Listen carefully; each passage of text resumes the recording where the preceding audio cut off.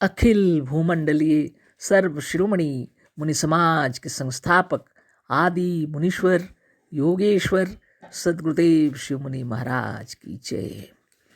उपस्थित मुनि वृंद, साधु सज्जन वृंद, संत वृंद, साधक वृंद, आध्यात्म ज्ञान के जिज्ञासुओं और प्रेमियों, सभी श्रोता वृंद, आप सबको मेरा कोटिशः नमन, सप्रेम जय जीव। तो आध्यात्मिक चर्चा चल रही है और हम लोग सदगुरुदेव शिव मुनि महाराज रचित ग्रंथ निरोग होने का अद्भुत उपाय पर चर्चा कर रहे हैं। अध्याय 19 पर चर्चा हो रही है, सच्ची समाधि व सच्चा स्वास्थ्य, है ना। तो आगे हम लोग पढ़ते हैं। याद दिलाने के लिए थोड़ा एक लाइन ऊपर से हम पढ़ दे रहे हैं, है ना। इस ब्रह्मांड के भीतर जितने देवता हैं उन सबों से हम ऊंचे हैं, इसलिए हमारा नाम महादेव है। तो इस आत्मा की महिमा बताई गई है ना। इस जगत में, इस सृष्टि में जितने देवता हैं उन सब से हम ऊंचे हैं, कहते हैं सबसे हम श्रेष्ठ हैं, इसलिए मेरा नाम महादेव है।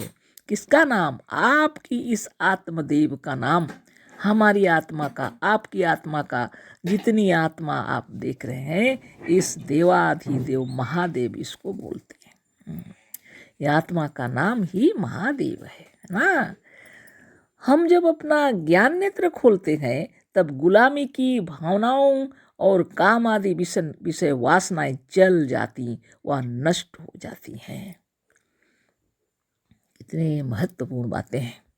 जब मनुष्य अज्ञानी रहता है तब विषय वासनाओं में जलता है, दुनिया को भी कष्ट पहुंचाता है ना। अज्ञान की कार्य है सब कुछ। जितना जो समाज में विकृति है इसका कारण है अज्ञान।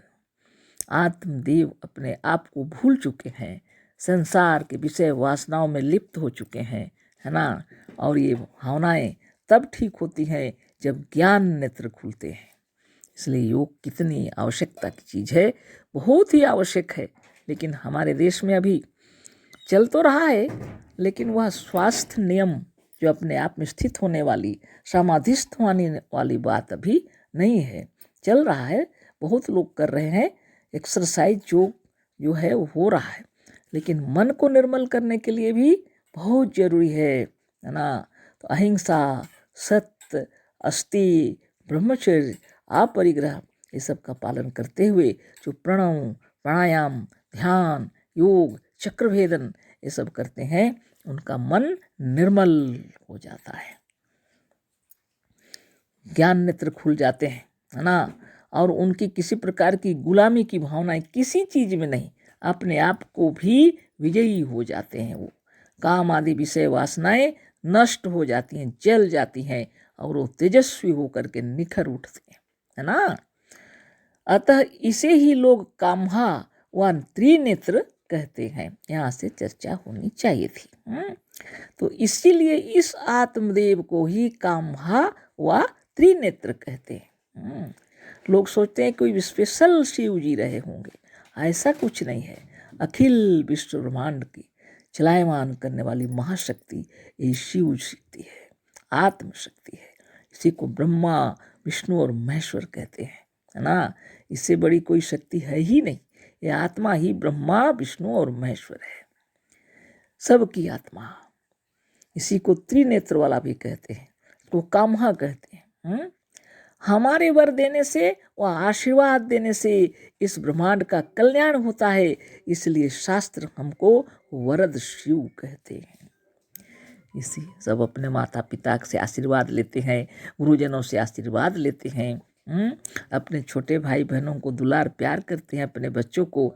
ये कौन है? यही कल्याणकारी है ना। इसके आशीर्वाद देने से ब्रह्मांड का कल्याण होता है, इसलिए शास्त्र हमको वरद शिव कहते हैं। इस आत्मदेव को वरद शिव कहा गया है। और आप अपने को छोड़कर और कहाँ कहाँ भटक रहे हैं। सारी दुनिया में भटकिए, घूमिए फिरिए, मस्त आनंद से रहिए, लेकिन एक घड़ी, एक समय निकालिए जो आप एकाग्रचित से आंख बंद करके सारी दुनिया से हट करके अपने आप में ध्यान मग्न हो जाएंगे। और ऐसा नहीं कि कोई दूसरे पर स्थित होना है, स्वयं पर स्वयं पर स्वयं पर स्थित होना है। इसलिए गुरुदेव क्या कहते हैं, निरंजनो हम जगदीश्वरो हम। धन्य आत्मा, सदगुरुदेव के चरणों में कोटि कोटि नमन। ये सब मंत्र जपते जपते हजारों बीमारियां छू मंत्र हो जाती हैं, है ना। लेकिन पहली बात है, अपने आत्मा में ज्ञान प्राप्त कर लेना चाहिए, ज्ञान समाधि, है ना। सबसे बड़ी बात है, ज्यों ही आपके अंदर में ज्ञान उदय हो जाएगा, है ना, गुलामी नष्ट हो जाएगी, किसी प्रकार की गुलामी नष्ट हो जाएगी। मजहबस्त, डॉक्टरस्त, राजनीति के भीतर कहीं दूसरी जगह पर स्थित नहीं होंगे आप, आत्मस्थ हो जाएंगे, स्वस्थ हो जाएंगे, स्वस्थ स्वस्था और आत्मबल, मनोबल, ज्ञान बल, योग बल से भरपूर भर जाएंगे, है ना। तो वरदान देने वाली शक्ति कौन है, आत्मा है ना। इसको वरद शिव कहते हैं। इसलिए योगी लोग साधन, ध्यान और तपस्या के बाद ऋषियों से, मुनियों से, योगियों से, माता पिता से, सकल सृष्टि की इस आत्मशक्ति से आशीर्वाद प्राप्त हो रहा है कि हमारा आत्मबल, मनोबल, ज्ञान बल, योग बल नित्य बढ़ रहा है, ऐसी धारणा करते हैं। ना किसी मंदिर में, ना किसी मस्जिद में, ना किसी गिरजा में, ना किसी गुरुद्वारा में वो वास करते हैं, वो तो सबके हृदय में वास करते हैं। इसलिए अपने व्यवहार को इतना सुंदर रखिए और वह व्यवहार इतना सुंदर हो कि सबको आप पसंद आए और आप सबको पसंद करें, है ना। इससे बढ़कर कोई ब्रह्म नहीं है, इससे बढ़कर कोई ईश्वर नहीं है। यही पर ब्रह्म परमात्मा है, यही आत्मा। इसको कोटि कोटि नमन, यही वरदान देते हैं, यही आशीर्वाद देते हैं, यही धन धान्य से परिपूर्ण कर देते हैं। इस ब्रह्म को नमन किया गया है। इसको अच्छा से समझ लीजिए, आप तो दुनिया में और किसी चीज की आवश्यकता नहीं पड़ेगी। त्वमेव माता च पिता त्वमेव, त्वमेव बन्धुश्च सखा त्वमेव, त्वमेव विद्या द्रविणं त्वमेव, त्वमेव सर्वं मम देव देव। इस भगवान को, इस आत्मदेव को कोटि कोटि नमन है, जो सबके अंदर में विराजमान होकर के आपकी ओर देख रहे हैं, है ना।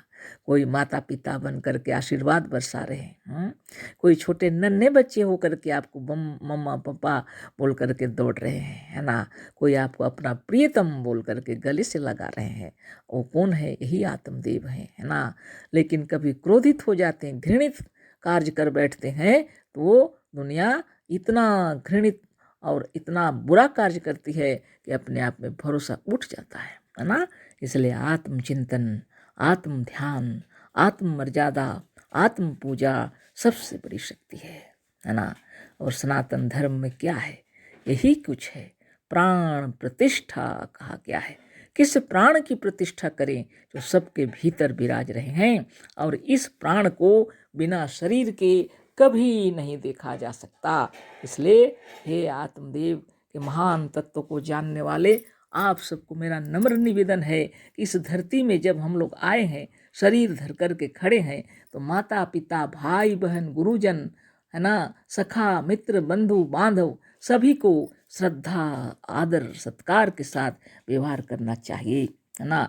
इससे बढ़कर कोई ब्रह्मांड में कोई शक्ति न पहले थी, न है, न भविष्य में कभी होगी। जितने मंदिर, मस्जिद, गिरजा, गुरुद्वारा सब हम लोग का अपना बनाया हुआ है। जितने भी लेख लिखे हैं हम लोगों ने लिखे हैं, जितने भी वेदों और पुराणों की रचना हम लोगों ने की है, जितने कुरान शरीफ, इंजील, कुरान सब कुछ, बाइबल सब लिखने वाले हम लोग हैं। और जितने नियम और कानून हम लोगों ने बनाए हैं, इसको किसी ने नहीं बनाया। इस नियम और कानून में अगर फेरबदल करना होगा तो हम सबको मिलकर करना चाहिए, ताकि संसार में शांति हो, बिल्कुल निर्मल निरामय शांति, है ना। इसको खूब ध्यान कर लिया जाए और पूरे विश्व को शांति चाहिए। वसुधैव कुटुंबकम, है ना। ये ऋषि मुनियों की वाणी है। सर्वे भवन्तु सुखिनः सर्वे सन्तु निरामया, सर्वे भद्राणि पश्यन्तु, माँ कश्चित् दुख भाग भवेत्। ये ब्रह्म ज्ञानियों की वाणी है ना, जो अपने आत्मदेव से कह रहे हैं, अपनी आत्मा से, अपनी बुद्धि से कह रहे हैं, है ना। सर्वे भवन्तु सुखिनः, सभी सुखी हों। सर्वे भवन्तु सुखिनः, सर्वे सन्तु निरामयः, सभी निरामय और निरोग रहें, है ना। सर्वे भद्राणि पश्यन्तु, और सबको मैं भद्र और सज्जन और श्रेष्ठ रूप में मैं देखूं, है ना। कितनी बड़ी बात है। सर्वे भवन्तु सुखिनः, सर्वे सन्तु निरामया, सर्वे भद्राणि पश्यन्तु, माँ कश्चित् दुख भाग भवेत्। माँ अपनी बुद्धि को कह रहे हैं, हे माता, हे बुद्धि कोश मेरे, हे मेरे अंतर मन, मेरे हृदय ना, हमारे हृदय में किंचित भी दुख, लेश मात्र भी कष्ट महसूस ना हो, हम आनंद से भरे हों, है ना। सबको देख करके खुश मिजाज हो जाना, इसी को यज्ञ कहा जाता है ना। तो कल इस पर फिर चर्चा होगी। अशेष धन्यवाद, कोटिशः नमन, सप्रेम जय जीव। सदगुरुदेव शिवमुनि महाराज की जय। सप्रेम जय जीव।